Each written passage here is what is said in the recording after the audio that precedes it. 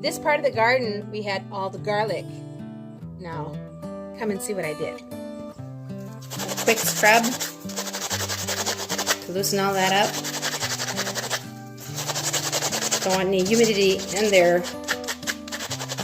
and stay wet so that they rot. So, a little vigorous rub, not too harsh, but enough to loosen all the dirt off, and voila! A clean garlic clove bulb. And here are my garlic bulbs, the size of my palms. Well, we do have little ones.